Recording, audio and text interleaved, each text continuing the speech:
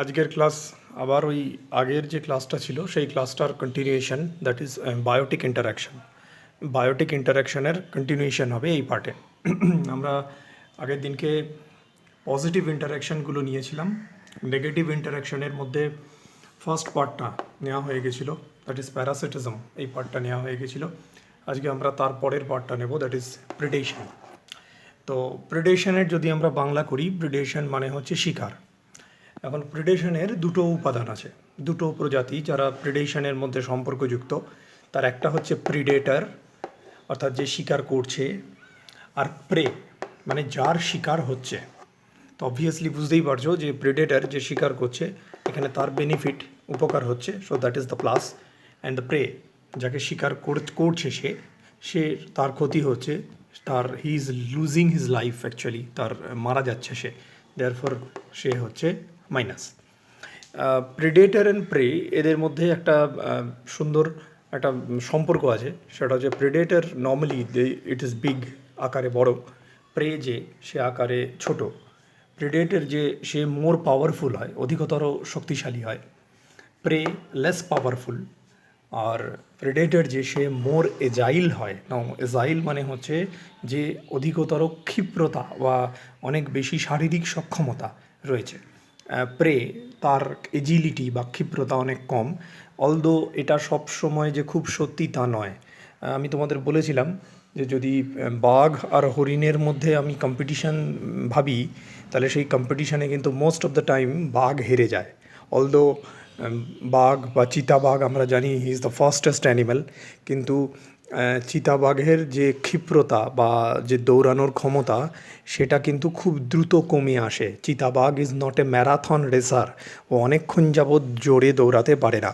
আর হরিণ on the contrary, সে কিন্তু অনেকটা সময় ধরে দ্রুত সমান স্পিডে দৌড়াতে পারে।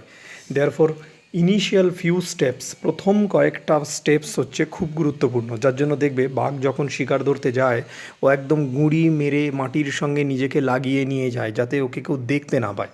কেননা ওই ইনিশিয়াল অর্থাৎ দৌড় শুরু করবার আগে ও যতটা ডিস্টেন্স পারে কমিয়ে নেওয়ার চেষ্টা করে, তবেই কিন্তু ও হরিণটাকে ধরতে পারে।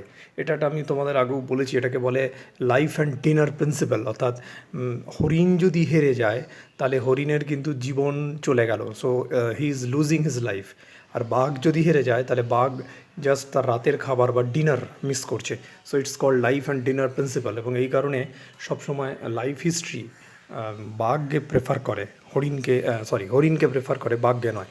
তো তবু মোরাললেস নর্মালি প্রিডেটার যারা, তাদের ক্ষিপ্রতা বেশি, প্রে তাদের ক্ষিপ্রতা কম হয়।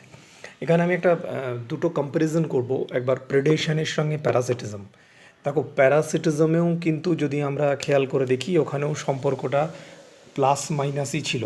যে প্যারাসাইট তার উপকার হচ্ছিল, আর যে হোস্ট বা পোষক তার অপকার হচ্ছিল। প্রেডেশনের ক্ষেত্রেও সম্পর্কটা কিন্তু প্লাস মাইনাসই, প্লাস প্রেডেটারের ক্ষেত্রে আর মাইনাস হচ্ছে প্রের ক্ষেত্রে।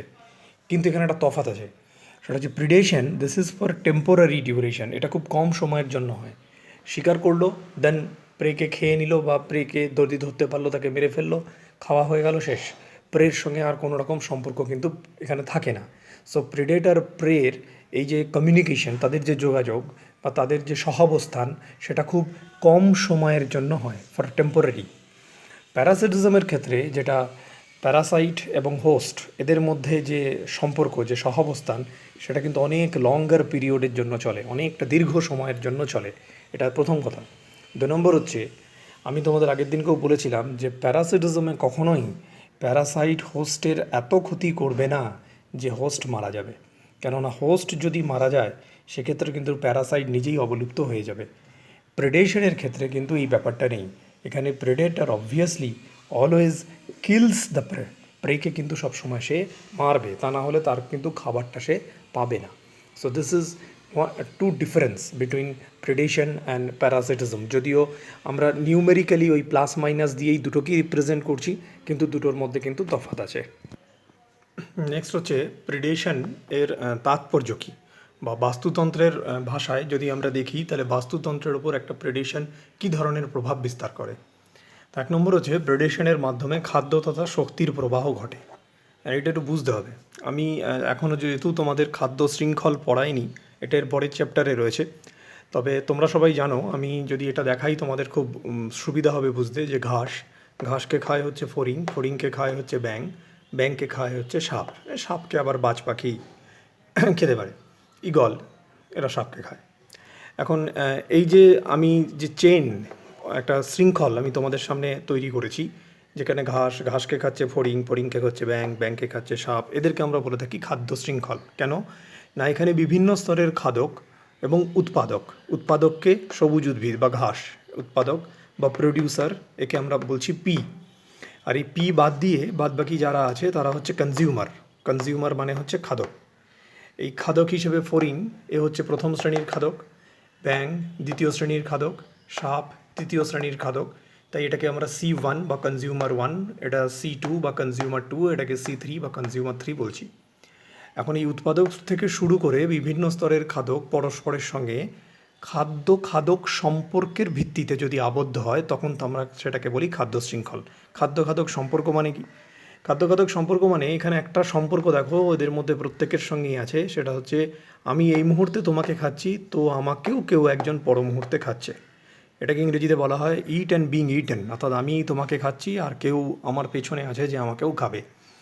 এই সম্পর্কটার বৈশিষ্ট্য হলো যে এই সম্পর্কটাকে কিন্তু কেউ ব্রেক করতে পারে না। মানে সাপ হঠাৎ করে এসে ফড়িংকে খাবে না, ব্যাঙ উঠে এসে ঘাসকে খেতে শুরু করবে না, তাহলে কিন্তু এই ফুড চেন বা খাদ্য শৃঙ্খলটা টিকবে না। খাদ্য শৃঙ্খলের প্রধান বৈশিষ্ট্যই এটা, যেখানে সবসময় খাদক সম্পর্কটা ফেথফুলি মেনটেইন হয়, অর্থাৎ সবসময় এই সম্পর্কটা কিন্তু বজায় থাকে। এখানে আরেকটা কনসেপ্ট আমি দেবো, সেটা হচ্ছে ট্রপিক লেভেল। এইটাকেই যদি আমরা দেখি, এই ঘাস, ফড়িং, ব্যাঙ, সাপ, তাহলে এটার মধ্যে কী কী ট্রপিক লেভেল আছে? এটা একটা ট্রপিক লেভেল, এটা একটা ট্রপিক লেভেল, এটা একটা ট্রপিক লেভেল। দ্যাট মিনস প্রত্যেকটা স্তর, সেটা যারা একটা কমন ফুড সোর্স থেকে নিজের খাবার সংগ্রহ করছে, তাদেরকে আমরা একটা ট্রপিক লেভেলের অন্তর্গত করছি। আমি আবার একবার বলছি, যে কোনো বাস্তুতন্ত্রের খাদ্য শৃঙ্খলের যে কোনো একটা স্তর যখন আর একটা সাধারণ স্তর থেকে তার নিজের খাদ্য উপাদানগুলো সংগ্রহ করে, তখন তাদের আমরা বলে থাকি তারা একই ট্রপিক লেভেলের অন্তর্গত। এখানে প্রডিউসার, এটা হচ্ছে ফার্স্ট ট্রপিক লেভেল বা T1। নেক্সট C1 যেটা, সেটা কিন্তু T2। এইটাই সব থেকে মনে রাখার জিনিস, যেটা T2 সেটা কিন্তু C1। কেন না, ট্রপিক লেভেলে উৎপাদককেও ধরা হয়, উৎপাদকও একটা ট্রপিক স্তর। ট্রপিক স্তরের বাংলাটা হচ্ছে পুষ্টি স্তর। পুষ্টি স্তর কথাটার মানেই হচ্ছে যে যে কোনো সদস্য বাস্তুতন্ত্রের খাদ্য শৃঙ্খলে যখন কতগুলো সদস্য একটা সাধারণ ফুড সোর্স থেকে, যেমন যত ফড়িংই থাক তারা সবাই ঘাসকেই খায়, যত ব্যাঙই থাক তারা সবাই ফড়িংকেই খাবে, সুতরাং সমস্ত ব্যাঙ একটা ট্রপিক স্তর, সমস্ত ফড়িং একটা ট্রপিক স্তর। ব্যাঙ এ হচ্ছে T3, দেন সাপ এ হচ্ছে T4, therefore C3 is equal to, কিন্তু দেখো T4 হয়ে যাচ্ছে। এটা এর পরেও আমাদের আছে, ট্রপিক স্তর পড়তে হবে, কিন্তু এখানে যেহেতু এই খাদ্য তথা শক্তির প্রবাহটা আমাকে বোঝাতে হচ্ছে, তাই আমি এখানে এটার উল্লেখ করলাম। এখন প্রিডেশনের ফলে কি হয়, যেমন ধরো ব্যাঙ ফড়িংকে খায়, এখানে ব্যাঙ প্রিডেটর, ফড়িং হচ্ছে প্রে। তাহলে ব্যাঙ যখন ফড়িংকে খাচ্ছে তখন অ্যাকচুয়ালি কী হচ্ছে না, ফড়িংয়ের দেহ থেকে খাদ্য যাচ্ছে ব্যাঙের দেহে, এবং ওই খাদ্যের মাধ্যমে শক্তির প্রবাহও ঘটছে। সুতরাং খাদ্য তথা শক্তির প্রবাহকে যদি বজায় রাখতে হয়, তাহলে প্রিডেশনের তাৎপর্য এখানে ভূমিকা অবিস্মরণীয়। প্রিডেশন একটা খুব উল্লেখযোগ্য ভূমিকা পালন করে। নেক্সট হচ্ছে দেখো, প্রে পপুলেশনকে নিয়ন্ত্রণ করা। এটা কী জিনিস? এটার গল্পটা এরকম যে যদি ব্যাঙ ফড়িংকে প্রিডেশন না করতো, তাহলে ফড়িংয়ের সংখ্যাটা একটা সময়ের পরে গিয়ে এত বেড়ে যেত যে তারা যাবতীয় ঘাসকে খেয়ে শেষ করে দিত। তার মানে যদি ফড়িংয়ের পপুলেশনকে কন্ট্রোল করতে হয়, তাহলে ব্যাঙের সেক্ষেত্রে ফড়িংকে খাওয়াটা জরুরি। দেয়ারফর ব্যাঙ হচ্ছে ন্যাচারাল কন্ট্রোলিং এজেন্ট অফ ফড়িং। খুব ভালো করে বুঝবেন, ন্যাচারাল কন্ট্রোলিং এজেন্ট মানেই প্রকৃতিতে বাস্তুতন্ত্রের মধ্যে এমন কিছু উপাদান আছে যারা খাদ্য সম্পর্কের ভিত্তিতে কোনো একটা প্রেকে বা কোনো একটা খাদ্যকে খায়। এবার তাকে যদি সে রেগুলার বেসিসে না খায় বা খাদ্য হিসেবে গ্রহণ না করে, যেমন আমি এখানে উদাহরণস্বরূপ বলছি, ব্যাঙ যদি ফড়িংকে না খায়, তাহলে ফড়িংয়ের সংখ্যাটা একটা সময়ের পর এত বেড়ে যাবে যারা যাবতীয় ঘাস খেয়ে শেষ করে দেবে। এই ধরনের কন্ট্রোল পদ্ধতিকে আমরা বলে থাকি বায়োলজিক্যাল কন্ট্রোল পদ্ধতি। অনেক সময় দেখবে যে সব সময় আমরা জমিতে পেস্টিসাইড ব্যবহার করে পেস্ট নিয়ন্ত্রণ করি, এবং আমরা পরে দেখব যে পেস্টিসাইড নিয়ন্ত্রণ বা পেস্টিসাইডের সাহায্যে পেস্ট নিয়ন্ত্রণ করতে গিয়ে অ্যাকচুয়ালি আমরা অনেক সময় পেস্টের সংখ্যা কমাতে তো পারিনি, বরঞ্চ পেস্টের সংখ্যা বেড়ে গেছে। তাই এখন মোর অ্যান্ড মোর আমরা বায়ো কন্ট্রোল প্রসিডিওরের ওপর ঝুঁকছি। তা বায়োলজিক্যাল কন্ট্রোল মানে কি? আমি যদি খুব একটা common example of biological control দিই, সেটা হচ্ছে বিড়াল দিয়ে ইঁদুরকে কন্ট্রোল করা। এটা একটা বায়োলজিক্যাল কন্ট্রোল। কেন না, ইঁদুরের ন্যাচারাল কন্ট্রোলিং এজেন্ট হচ্ছে বিড়াল, যেহেতু বিড়াল ইঁদুরকে খাদ্য হিসেবে খায়। দেয়ারফর প্রিডেশন সবসময় প্রে পপুলেশনটাকে, যেমন বিড়াল আছে বলে ইঁদুরের সংখ্যাটা সবসময় একটা নির্দিষ্ট লেভেলের মধ্যে থাকে, তা না হলে ইঁদুরের সংখ্যা এত বেড়ে যেত যে আমাদের যাবতীয় ফসল নষ্ট হয়ে যেত। So this is called prey পপুলেশনকে নিয়ন্ত্রণ করা। এটা একটা প্রেডেশনের অন্যতম গুরুত্বপূর্ণ তাৎপর্য। অ্যান্ড থার্ড, প্রজাতির বৈচিত্র্য বজায় রাখা। এই ডায়াগ্রামটা একটু ভালো করে দেখবে। প্রেডেটার এখানে রয়েছে আর দুটো প্রে আছে, প্রে নাম্বার 1, প্রে নাম্বার 2। ধরো আমি ধরে নিচ্ছি প্রথমে প্রে নাম্বার 2 এর সংখ্যাটা খুব বেশি ছিল আর প্রে নাম্বার 1 এর সংখ্যাটা কম ছিল। এখন প্রেডেটার দুজনকেই খায়। এবার বলো তো সে প্রথমে কাকে খাবে? যেহেতু সংখ্যাটা এটার বেশি, তো it is easy for a predator to prey number 2, খুঁজে পাবে সহজে, অনেক বেশি, একে খাওয়াও সুবিধা। তা প্রেডেটার প্রেকে খেতে শুরু করবে। তাহলে কি হবে? কিছুদিনের মধ্যেই প্রে নাম্বার 2 এর সংখ্যাটা কিন্তু আগের থেকে কমে যাবে। আর এর সংখ্যাটা যখন কমছে, প্রে 1কে তো কেউ খাচ্ছিল না, তাহলে প্রে 1 এর সংখ্যাটা আগের থেকে বেড়ে যাবে। তাহলে এখন কি দাঁড়ালো? এখন প্রে 1 এর সংখ্যাটা বেশি হয়ে গেছে, প্রে 2 এর সংখ্যাটা কমে গেছে। প্রেডেটার এবার এই মুহূর্তে প্রে 1কে খেতে শুরু করবে।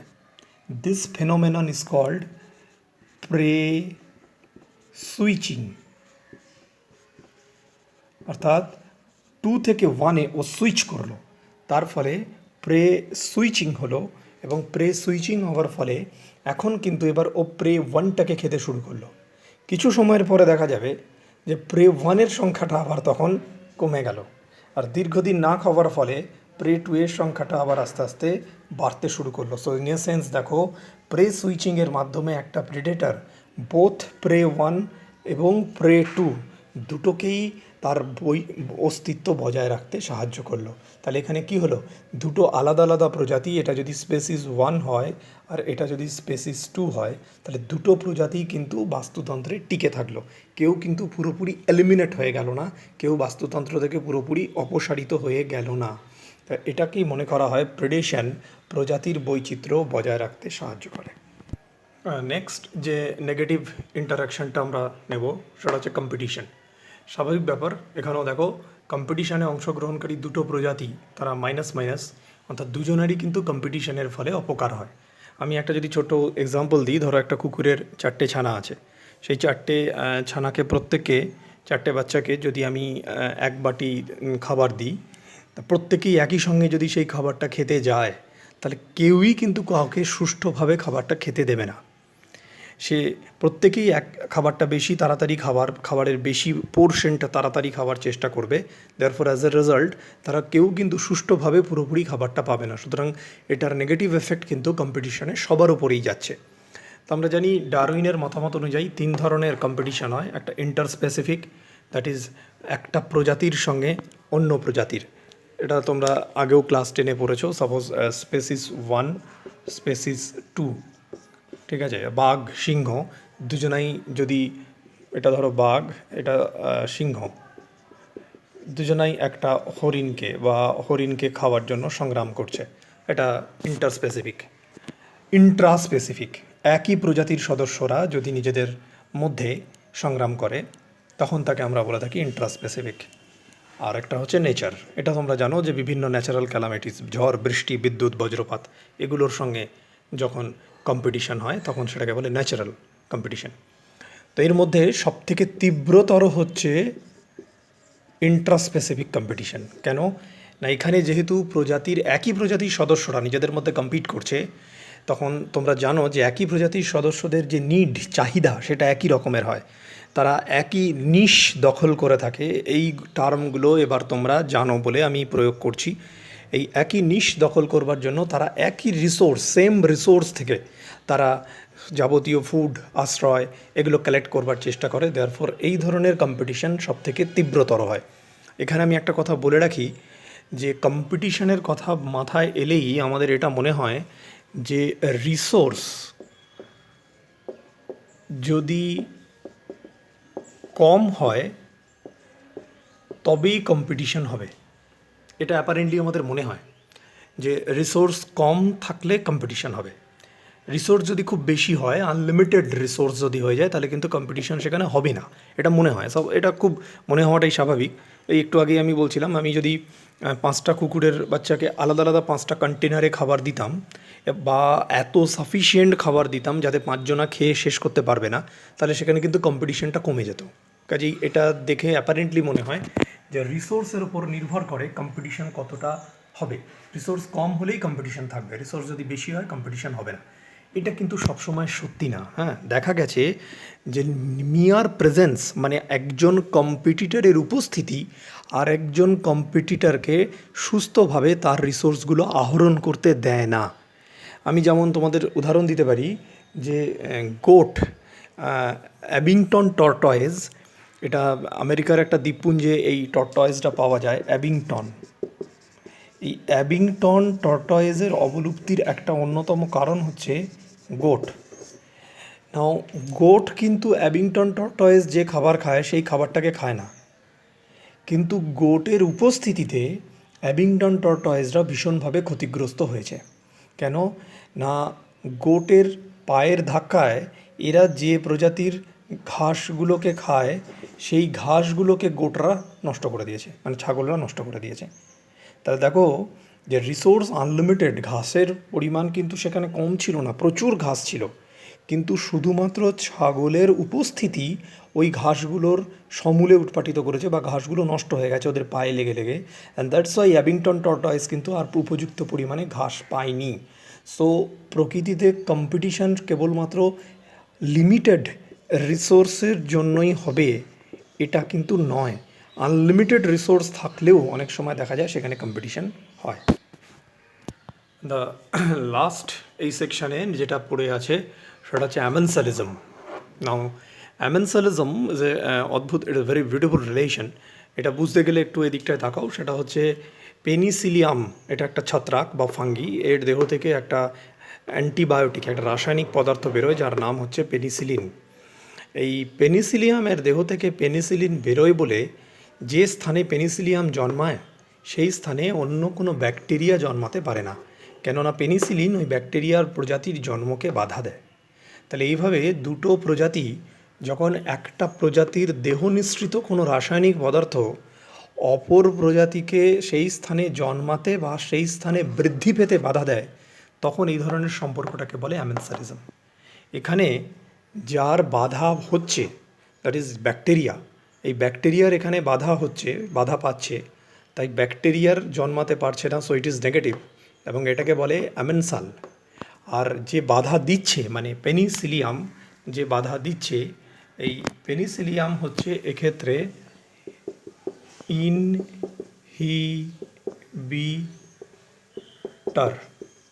কেন না পেনিসিলিয়ান বাধা দিচ্ছে, সো হি ইজ ইনহিবিটর। আর এ যাকে বাধা দিচ্ছে সে হচ্ছে অ্যামেনসাল। অবভিয়াসলি এর ক্ষতি হচ্ছে, দ্যাট ইজ মাইনাস। আর যে ইনহিবিটর, এর কিন্তু ক্ষতিও হচ্ছে না, কোনো উপকারও হচ্ছে না, সো এ নিউট্রাল। সো অ্যামেনসালিজমকে যার জন্য ব্যাখ্যা করা হয় জিরো মাইনাস।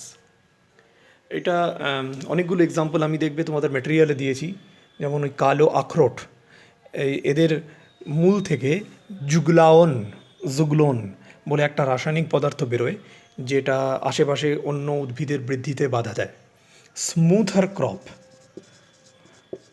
স্মুথার ক্রপ হচ্ছে বার্লি, সোরগ্রাম, এই ধরনের উদ্ভিদগুলো।